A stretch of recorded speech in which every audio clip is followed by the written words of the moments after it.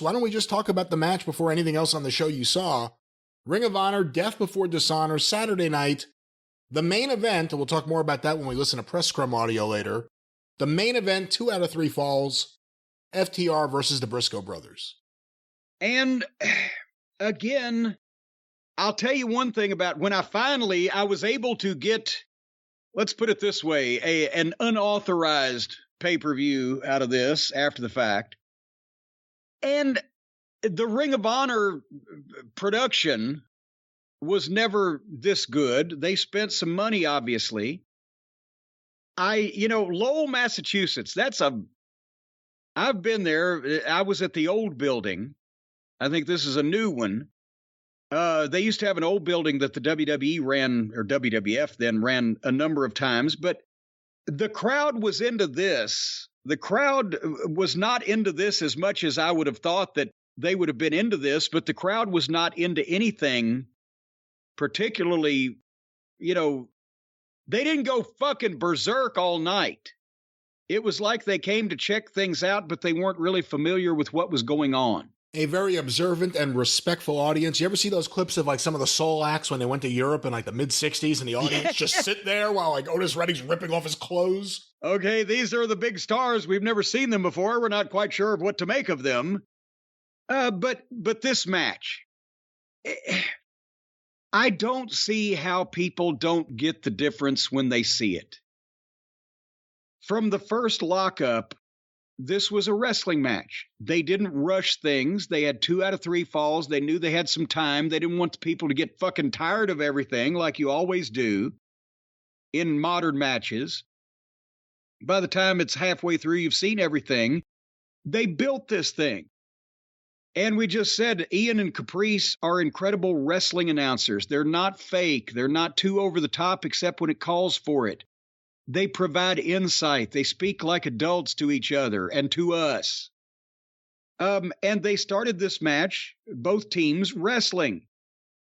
And they got dueling chants. FTR's was louder because they're the hometown team for this audience now. It's a different Ring of Honor.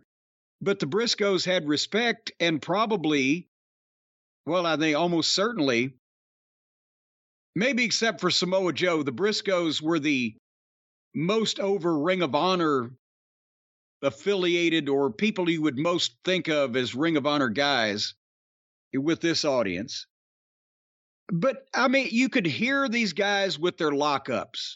Both teams wanted to go out and prove that in this day and age, you could still have a pro wrestling match and people would like it.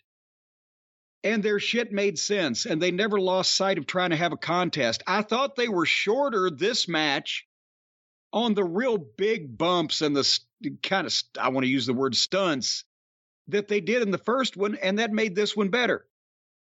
Because it was more physical and more believable. And, when the guys were bleeding, some by magic and some by hard way, and you couldn't tell which was which, and you didn't see it coming. It wasn't like Jericho out there pulling a Lou Albano drunk in the garden and pulling a goddamn straight razor out of his pocket and fucking slicing his head in front of 20,000 people. Yeah, that's Lou Albano drunk in the garden. That's Chris Jericho drunk in the Olive Garden. Yeah, oh! Wait a minute, hold on. I'll be here all week, ladies and gentlemen.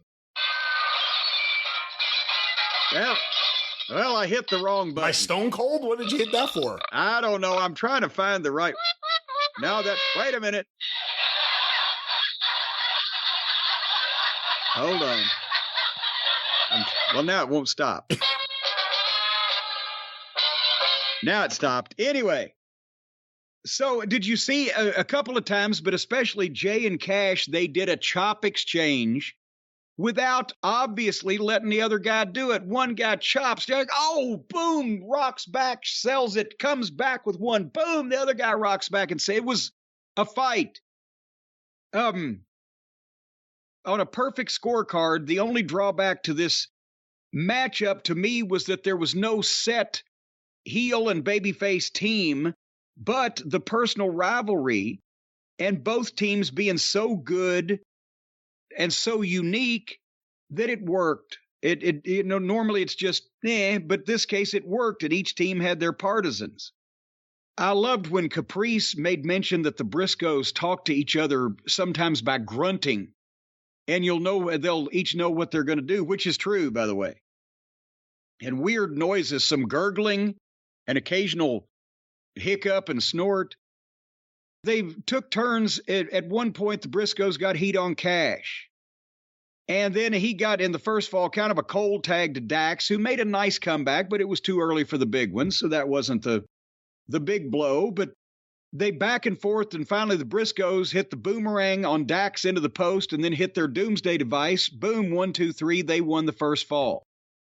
And again, that's perfect because a lot of people probably figured FTR is the favorite, so let's throw them off the scent a little bit. Here's another thing I found wrong with this. Because of the situation, neither team is culpable in this, but because of the situation of the Briscoes not being full-time AEW wrestlers, they really should have split the first two because it calls for a third. But now FTR have won 2 in a row, and that's harder to make the sale. Now you're going to see another great match, but it's not like they're even Steven.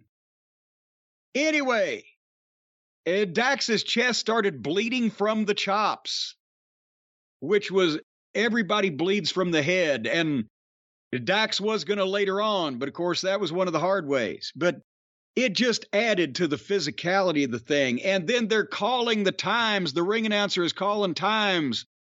Not all of them, but at least every 20 minutes. So it was something like wrestling. And then finally, toward the end of the second fall, they're really picking things up. Did you see that belly-to-belly Dax gave Jay off the top rope?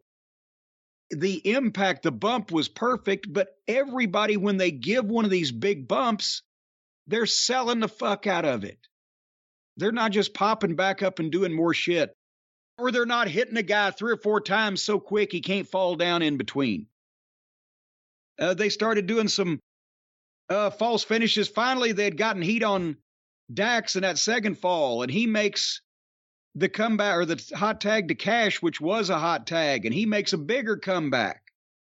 And at that point, it broke down into a 4-way, and they went to the floor and out in the arena just for a second, just to show that it was getting out of hand. And then finally, Jay grabs the ring bell and just nails Cash in the head with it, and you could hear it. And he gets a 2 count, but now Cash is bleeding. So it's not like they've gone out there and set up residence housekeeping out on the floor. They're giving everybody a little something of everything. And at this point, you don't know how FTR are going to win this fall if they could. Yeah, because they're really in bad shape, and Mark's hitting a froggy bow and gets a 2 count. And then suddenly, FTR hit a perfect blind tag in the right way. Fucking in the headlock, fucking partner backs his man up before he shoots him off. The other partner on the apron tags behind the headlock. And they went right into a fucking boom, boom, boom, big rig on Jay, 1, 2, 3, and evened it up. And 30 minutes has gone by, and you're not sick of it. Because they hadn't done everything in the fucking world, and what they have done meant something and made sense. So then they start the third fall, and now Cash is bleeding and Mark's bleeding. And they have a big exchange, and Mark suplexes everybody. And then at one point, Dax hit a great pile driver on Jay, just stuck him. It looked great. It got a 2 count. I never agree with a pile driver being a false finish, but I will admit that it made sense to set up the finish here. And then finally, there was almost a little bobble. FTR foiled another doomsday device. And Dax needed to accidentally wipe out Paul Turner, who got discombobulated and almost sidestepped it, but Dax got him anyway. And then Jay hits the Jay Driller, and he's got Dax covered, but there's no referee. And that way, there was the Briscoes' chance to win. If the referee had been up, we would have got it. There's their out. There's their place to bitch. I understand that. However, if it had been me, right after they established that, I think they should have picked things up a little bit because they slowed down there. And if the match comes to a halt with the referee down, it sometimes gets blasé. Maybe they should have tried to kick it in there and do something else because he's coming around in a minute. But anyway, there was one spot that was a shoot and a work at the same time and makes me just love and want to hug and kiss and squeeze Dax and call him George. The Briscoes are going for a doomsday device, and fucking, this is the one Cash is going to foil, but Cash is all the way over on the floor on the other side of the ring, just peeping up over the ring apron, and Dax looks around and thinks he's probably not going to get there in time, or has he forgotten, and he screams, "Cash, push him, please!" Like he's coming up with that on the spur of the moment, to telling his partner, "Help me," instead of reminding his partner about the spot, because there's no way he could say anything to Cash without yelling, because Cash wouldn't have heard him. So he yells, shoot instructions to his partner on what you would say if you were in a real fight and needed help. I loved that. Anyway, my gosh. So finally, boom, there was a big false finish where FTR turned Jay Briscoe's crossbody off the buckle into the big rig and threw the referee in, and he got a 2 count, and that's the first ever kick out of the big rig. And even this lackadaisical crowd was doing "This is awesome" by this point. And FTR went for their superplex splash, and Mark foiled that, and they hit another doomsday device, but Cash made the save. That got a big pop. Did you see where Cash went to not superplex, but suplex Mark over the top rope, and they would both take the bump over out onto the floor? And when Mark went over perfectly, Cash's center of gravity was just 6 inches too far on the other way, and they ended up falling back over the top rope into the ring, which was an even cooler thing than we've seen the suplex over the top of the floor. So I thought that was a mistake. It was great. And then you got Dax and Jay in the boxing match, and Dax got that hard way over his right eye anyway, so they're peppering each other. The Briscoes got stereo camel clutches on each member of FTR in the middle of the ring, and FTR held each of their hands so that the other one wouldn't be able to tap out, which was brilliant. And then finally, the Briscoes are setting up another big double team, and Cash jumps up and belly to backs Mark off the top buckle out through a table to the floor. There was the table spot. And it broke, and they both sold and stayed there and didn't get up for the rest of the match. And it was a table, not just some thing with a curtain over it. Yes, it was an actual table that you could see was a table, and it broke, and they plummeted to what you could see was a floor. So that registered. And then Jay hit the Jay Driller and got a 2 count. But then Jay went for another one, but Dax was limp. And then as soon as Jay tried to muscle him up, Dax was playing possum, and he boosted him up and set him on the top turnbuckle, and they jockeyed around for a minute, which may have been extraneous.